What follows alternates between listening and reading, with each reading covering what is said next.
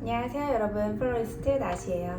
지난 편에 이어서 캐나다에서 웨딩 준비를 하시는 예비 신부님들을 위해서 세러모니와 리셉션에는 어떤 웨딩 플라워가 필요한지 한번 체크리스트를 같이 얘기해 볼게요. 크게는 세 가지로 나눈다고 생각하시면 돼요. 퍼스널 플라워즈, 그리고 세러모니 할 때 필요한 꽃들, 리셉션 할 때 필요한 꽃들, 이렇게 세 가지 영역으로 나뉜다고 보시면 되고요. 오늘은 세러머니와 리셉션에 필요한 꽃이 어떤 품목이 있는지 그 아이템을 리스트를 여러분께 말씀드리고, 내 결혼식에 필요한 품목은 뭐지? 가늠이 안 잡히실 때 이 리스트를 보시면 한 번에 품목을 보실 수가 있을 거예요. 이제 한국이랑 결혼 문화가 완전히 달라요. 저는 캐나다 플로리스트이기 때문에 캐나다에서 결혼식을 하시는 분들을 위해서 말씀을 드릴게요. 캐나다는 결혼식을 할 때 세러머니와 리셉션으로 완전히 구분을 해서 결혼식을 진행을 해요. 우리나라도 예전에는 필요혼을 무조건 했었거든요. 세러머니는 예식, 신랑 신부가 입장을 해서 그 안에서 이제 서약을 하고 주례사도 듣고 그 안에서 이제 사인도 하고 이제 정말 컨트랙을 하는 그 과정, 그리고 이제 퇴장하고 그 과정을 이제 세러머니고요. 이제 리셉션은 이제 하객들과 함께 이제 파티하는 시간이죠. 이제 밥도 먹고 케이크도 먹고 막 게임도 하고 파티를 정말 밤새 즐기는 그걸 이제 리셉션이에요. 그래서 이제 두 가지로 나눠서 그렇게 진행을 하는데, 이제 세러머니 같은 경우는 이제 뭐 교회에서 할 수도 있죠. 종교가 있으신 분들은 그 건물에서 하고, 또 이제 리셉션 장소로 이동을 하는 그런 식으로 진행이 되기 때문에 여러분께서 웨딩 플로리스트와 얘기를 하실 때 세러모니에서 장식할 웨딩 플라워 품목과 리셉션에서 장식할 웨딩 플라워 품목을 나눠서 얘기하는 것도 이 때문이에요. 장소가 같은 곳일 수도 있지만 다른 곳일 수도 있고요. 그래서 먼저 세러모니에 필요한 웨딩 플라워는 어떤 아이템이 있냐면요. 여러분께서 그 웨딩 하는 날의 그 풍경을 상상하시면 좀 더 이해가 될 거예요. 하객들이 세러머니를 하는데 이제 들어오겠죠. 그러면은 보통 이렇게 웰컴 테이블, 사람들이 이렇게 보고 아 여기서 결혼식을 하는구나, 이 사람들이 주인공인 결혼식에 내가 다 잘 찾아왔구나, 이렇게 볼 수 있게 웰컴하는 그런 테이블이 있을 수 있고요. 테이블에는 보통 이제 어레인지먼트들을 이렇게 올려놔요. 누구의 결혼식이다 해가지고 이름을 크게 날짜랑 이렇게 붙여놓는 그 사인을 많이 하거든요. 그 사인을 꾸미는 꽃을 또 할 수가 있어요. 웨딩식을 할 때 쭉 신부가 걸어 들어가는 길에 놓는 어레인지먼트들을 또 할 수가 있죠. 그 어레인지먼트를 바닥이나 아니면 구조물 위에 놓는 대신에 옆에 하객 의자에다가 붙이는 그 장식을 할 수도 있어요. 길을 꾸미는 데 있어서 한 가지 더 아이템은 처음 시작, 신부가 들어가는 그 처음 시작점 그 앞쪽에 꽃을 어레인지먼트를 놓는 경우들 있죠. 왜냐면 그게 사진에 이렇게 정면으로 찍히는 각도이기 때문에 거기다 놓는 경우도 많이 있어요. 그 길을 신부랑 신랑이 이제 걸어서 들어갔다고 가정을 해봅시다. 그럼 이제 끝에 신랑과 신부가 도착하는 부분을 꾸며야겠죠. 거기에는 이제 여러 가지가 들어갈 수 있어요. 정말 하기 나름이에요. 천장에서 꽃이 내려오게 할 수도 있고, 기본적으로는 알치나 arbor 같은 거 놓을 수도 있고, 양쪽에 꽃을 놓는 경우도 있고, 그냥 정말 플라워 월 그냥 전체를 다 할 수도 있고, 야외 웨딩에 있는 구조물을 이용해서 가지보라던가 아니면 뭐 후파라던가 여러 가지 서약을 하는 그 장면은 가장 특별하고 가장 중요하고 그런 장면이고 그런 순간이잖아요. 그렇기 때문에 그 신랑 신부가 마지막에 딱 도착해서 있는 그 장면은 가장 화려하고 가장 크게 그렇게 장식을 합니다. 그 옆에는 사인 테이블이 있어요. 이제 우리나라에서는 그렇게 안 하겠지만 여기는 결혼식을 하면서 거기서 이제 혼인 서약을 사인을 거기서 다 신랑 신부가 해요. 이제 리걸리 법적으로 진짜 신랑 신부 우리는 결혼을 했다라는 그 사인을 그 주례 앞에서 그걸 사인을 하거든요. 그래서 그 사인을 할 수 있는 테이블이 따로 있어요. 그래서 그 테이블 위에다가도 이제 장식을 하고요. 아래다가도 장식을 할 수 있고요. 그래서 여기까지가 이제 세러모니에서 여러분이 선택하실 수 있는 그런 플라워 아이템이에요. 창의적으로 얼마든지 아름답게 할 수 있어요. 선택하기 나름이고요. 이 디자이너와 함께, 플로리스트와 함께 내가 하고 싶은 나의 웨딩, 나의 드림 웨딩의 비전은 이런 거다, 이렇게 말씀을 하시면서 디자인을 조율해 가시는 거죠. 근데 그 전에 아이템을 확정해 놓으면 나는 세러모니에서 이런 아이템을 몇 개씩 이렇게 하고 싶다 라고 딱 정한 다음에 얘기를 시작하면 너무 쉽죠. 그 다음부터는 스무스하게 대화가 진행될 수 있는 거예요. 세러모니에서 그 디자인이 무궁무진하게 달라질 수 있다는 거는 그 사이즈, 그거의 개수, 그 디자인에 쓰이는 재료들이 얼마든지 바뀔 수 있기 때문에 정해진 대로 이거 주세요 이렇게 고르는 게 아니기 때문에 얼마든지 서로 그거를 디자인을 조율해 갈 수 있다는 점을 생각하시면 좀 더 융통성 있게 대화를 함께 할 수 있을 거예요. 이제 리셉션으로 넘어가 보겠습니다. 그 신랑과 신부 측의 모든 게스트들이 함께 모여서 이제 밤새 술을 마시면서 춤추고 파티하고 게임하고 축제 현장이에요. 축제 분위기가 나도록 꾸며주는 역할을 꽃이 하는 거죠. 특별하고 아름다운 이 날을 기억할 수 있게 이 꽃의 역할이 되게 중요해요. 그래서 여러분께서 가장 먼저 알아야 되는 거는 게스트 테이블이 어떤 모양이고 몇 명이 앉는 테이블이고 그 테이블의 그 가로 세로 폭을 아시면 좋아요. 그리고 몇 개인지 필요한 게스트 테이블의 수를 알려주시면 좋아요. 그래서 그거를 알아야 테이블 위에 올라갈 센터피스의 그 크기와 디자인이 정해지기 때문에 그거에 따라서 가격도 산출이 되기 때문에 얼마예요? 그냥 이렇게 물어보시면은 그 전에 사전 정보가 없이는 얼마예요에 대해서 산출해드리기가 어렵죠. 그 테이블에 대한 정보를 먼저 주시면 좋아요.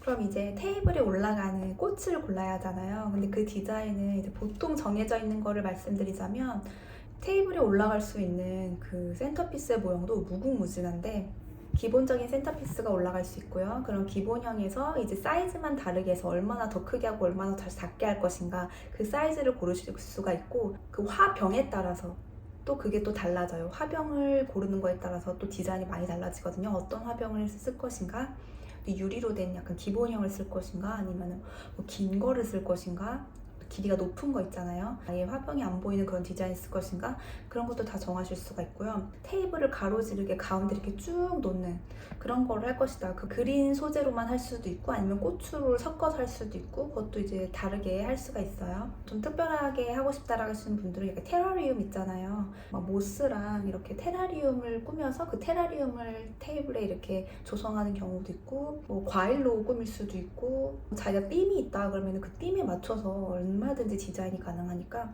기본형은 꽃으로 센터피스를 놓는 거겠지만 다른 변형도 얼마든지 가능합니다. 캐나다 같은 경우는 웨딩을 하는 장소가 다양하거든요. 내가 하고 싶은 장소에서는 그 장소만 빌리면 어디든지 할 수가 있다고 생각하시면 돼요.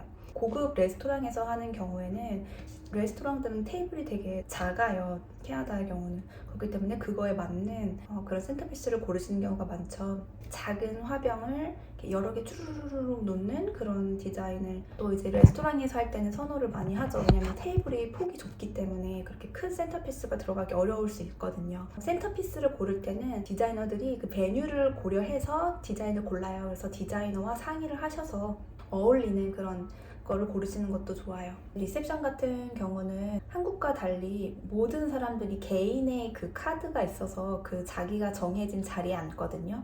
제가 이제 나탈리면 나탈리 이름을 이제 시팅 차트가 있어요. 그래서 그 차트에서 앞에 이제 리셉션 장소 앞에서 확인을 해서 내 이름은 몇 번 테이블 어디에 앉는구나 라는 게 이게 정해져 있어요. 그래서 그 테이블에 가면 내 이름이 써있는 그 자리에 앉아야 돼요.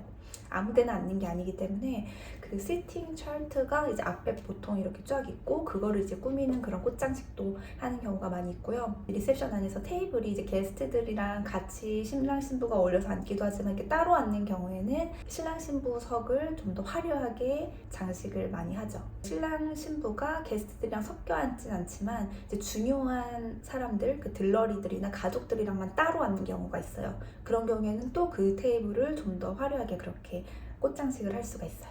리셉션에서 보통 이제 케이크 커팅을 하잖아요. 그 케이크를 꽃으로 장식하는 경우도 굉장히 많습니다. 케이크를 미리 이제 테이블에다가 케이크 테이블에다가 올려놔요. 다 모두가 볼 수 있게 그 리셉션장에. 그러면 그 케이크 테이블을 또 이제 화려하게 장식을 하실 수가 있어요.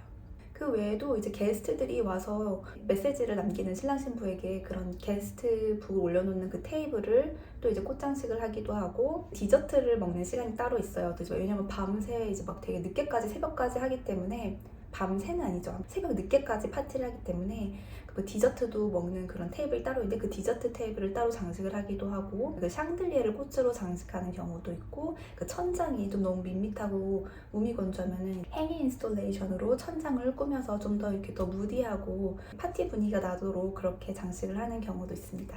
리셉션과 세러머니에 필요한 꽃들에 대해서 그 아이템들을 정리해드렸고요.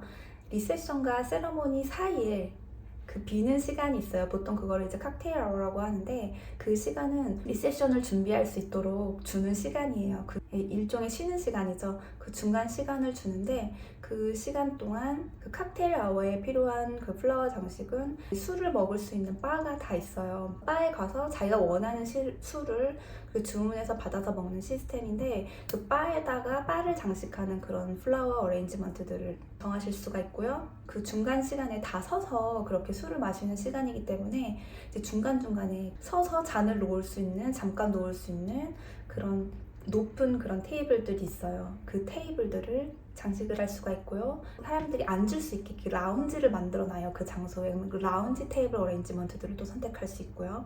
그 라운지에 파이어플레이스가 있는 경우들이 있어요. 그러면 그 파이어플레이스를 장식하기도 하고요. 그리고 소파가 있으면 소파에다가 이제 좀 더 사람들이 사진을 찍을 수 있게 그렇게 소파를 장식하기도 하고요. 서양 문화에서는 이제 자기 가족 중에 가까운 가족이 돌아가신 경우는 그분을 초대할 수가 없으니까 그분을 이제 기리는 그런 테이블을 따로 만들기도 해요. 이렇게 작은 테이블에 이제 뭐 할머니다 그러면 예를 들어서 그 할머니 사진을 이렇게 놓고 할머니를 추모하는 거죠. 예식장에 이 결혼식에 초대는 못했지만 함께하는 마음으로 할머니와 함께 하고 싶습니다. 그런 마음으로 이렇게 추모 테이블을 만들었는데 그곳을 또 이렇게 장식하기도 하고요. 이제 파티라고 했잖아요. 그러니까 사진을 굉장히 많이 찍는데 누구의 결혼식에 내가 와서 사진을 찍었다라는 거를 좀 더 특별하게 만들기 위해서 이렇게 포토월을 만드는 경우가 되게 많이 있어요. 사진을 찍을 수 있는 그 뒷 배경을 만드는 거죠. 그래서 모든 게스트들이 거기서 이제 신랑 신부랑 사진도 찍고 그렇게 할 수 있게 되는데 그거를 꽃으로 장식하는 경우도 많이 있어요. 그래서 여기까지 웨딩 플라워 아이템 여러분이 선택하실 수 있는 거에 대해서 말씀드렸어요. 굉장히 많죠? 네, 선택하기 나름이고 이걸 어떤 아이템을 내가 어떻게 조합하냐에 따라서 그 장소를 굉장히 아름답고 특별한 그런 기억이 남는 웨딩으로 남길 수가 있는 거예요. 추가로 하나를 더 말씀드리자면 초를 넣으실 수가 있어요. 이제 초도 플로리스트들이 플라워 아이템과 초를 같이 제공하는 경우가 많기 때문에 저도 그렇고 초를 선택하셔서 테이블에 꽃과 함께 초를 같이 놓으면 훨씬 로맨틱하고 분위기 있는 그런 연출을 하실 수가 있습니다. 여러분께 이 체크리스트가 도움이 되셨으면 좋겠고요. 아름다운 나만의 웨딩을 만들어 보셨으면 좋겠어요. 누구나 하는 다 똑같은 걸 따라하지 마시고요. 우리가 하객으로 다녀보면 이 사람 웨딩을 갔는지 저 사람 웨딩을 갔는지 잘 기억이 안 나는 경우가 굉장히 많거든요. 왜냐하면 다 비슷비슷했기 때문에. 그것보다는 나의 개성이 좀 드러나는 그런 웨딩을 하면 특별한 날로 기억이 남을 것 같아요. 꽃은 많을수록 아름다워요. 꽃의 역할이 정말 그 장소를 그 특별한 날, 인생에서 한 번 있는 그날에 가장 아름답게 분위기와 사람들의 기분을 책임져주는 그런 중요한 역할을 하기 때문에 내가 원하는 그 스타일을 디자인을 할 수 있는 플로리스트를 찾아서 아름답고 특별한 결혼식을 맞이하시길 바랍니다. 감사합니다.